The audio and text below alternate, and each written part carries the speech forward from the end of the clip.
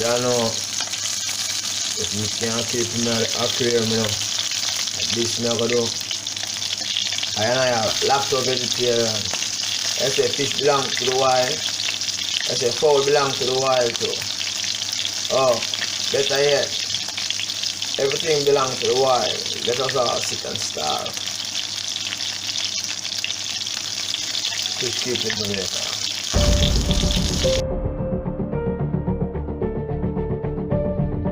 Hi everybody, welcome to another episode of Fish Keeping Jamaica. Today I'm spending 10 minutes with you, sharing you, well, in a discussion really. Probably you can hit me below with your comments as to what you feel about this comment. What you feel about this. Hit me below what you feel about this video.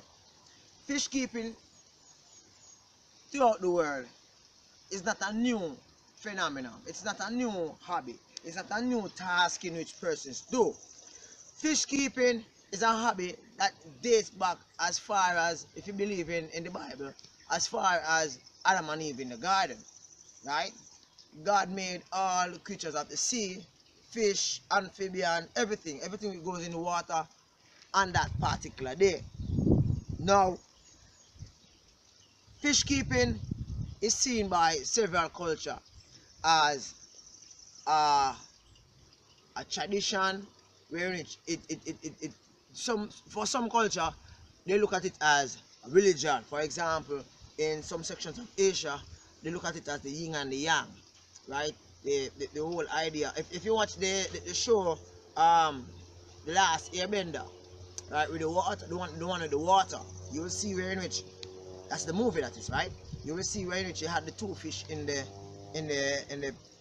little pond like swimming, and they refer to one as the yin and the yang, the cycle of life. Now, it is so significant, right? People keeping fish. And I've said it before that there are several benefits to fish keeping. Now, many persons are, what do you call it now, environmentalists. They have the notion that fish should be left in the wild and should not be caught and placed in an aquarium. I just share three things with you with regards to why I don't totally agree with that. One, life within itself is a learning process, and the only way you learn is when you experiment and investigate. Now, what will happen if we don't study the whole makeup of fish, right, or of sea creatures? We won't know what role they play in our life, right? In human life cycle.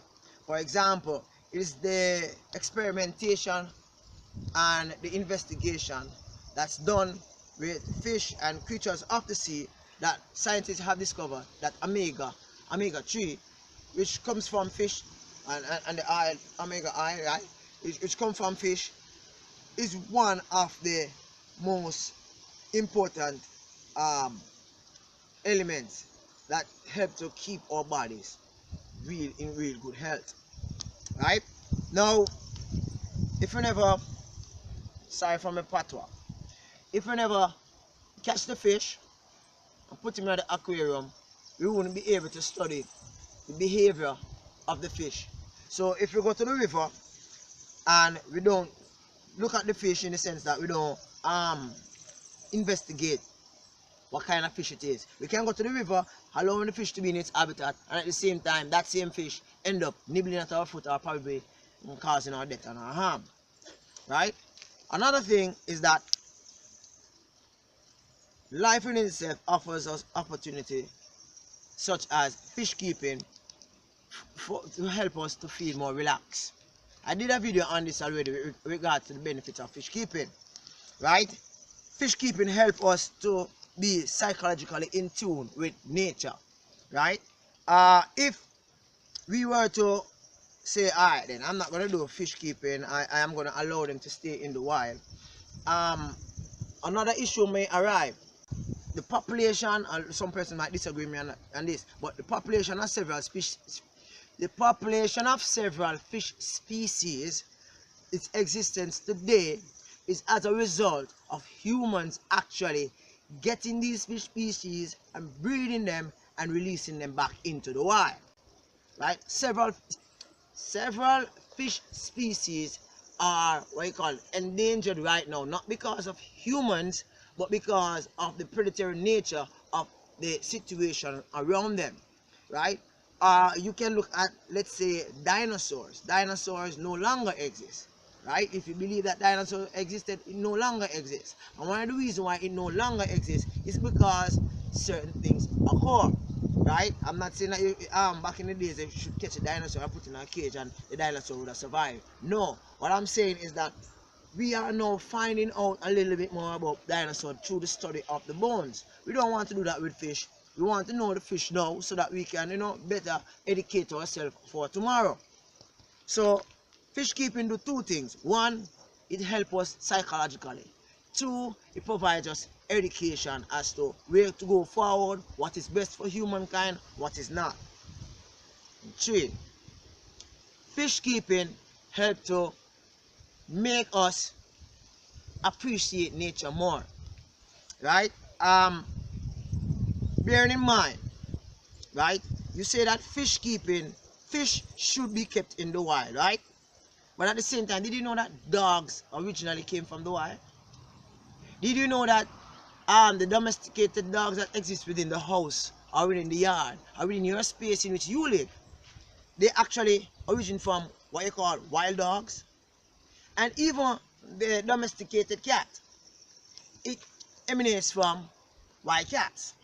So, when speaking about the whole idea of nature, when speaking about the whole idea of preserving nature by not enslaving, or should I say, by not keeping in captive that which is in nature, one have to be mindful that it is as a result of nature that you learn. Right? We learn to appreciate what exists, what existed, and what is existing. Right? In such being that we can understand now, we can go forward, we can say, all right then, I am going to use this opportunity to help to preserve so that our generation to come will more appreciate the whole dynamics as to fish keeping, fish care. Now, I am not saying that you should keep the fish in a deplorable condition, which will actually, result in its death.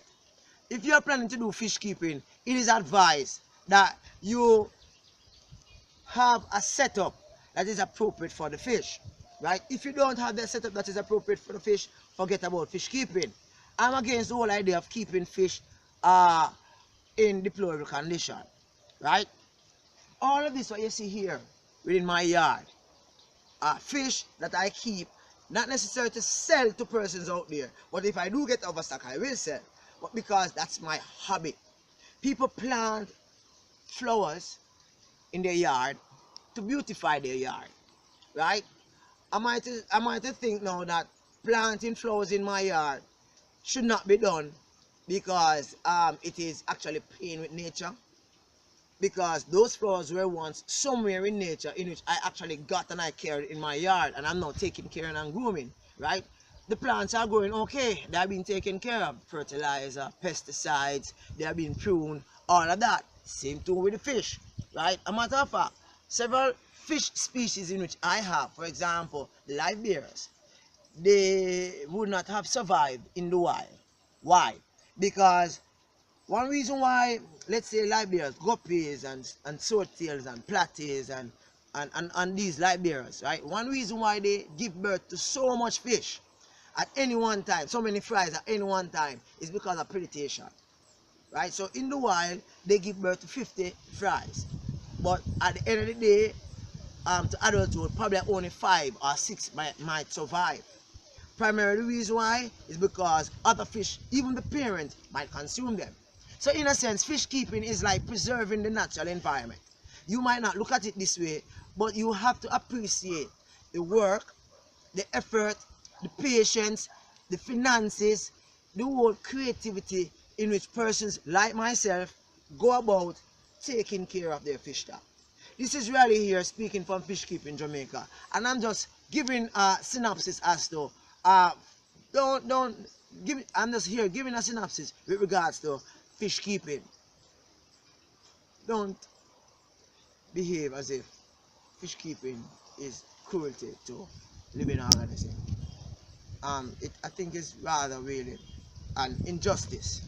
I think it's rather really unfair for many persons, right, within the fish keeping hobby like myself, consider fish keeping something very dear to their heart because it keeps them in touch with nature.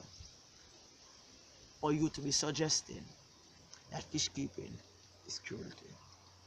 To me, fish keeping is a part of life for me. This is Rally here for fish keeping Jamaica. Don't be a fanatic, be a realist. Alright. Eat some fried fish now. Enjoy it. Bye bye.